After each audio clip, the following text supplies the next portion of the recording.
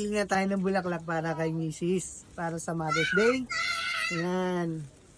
So may meaning yan. Ito yung blue na malaking rose is ako. Yung red, si Mrs.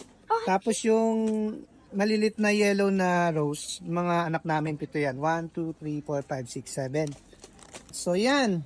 Bibigay na natin to kay Mrs.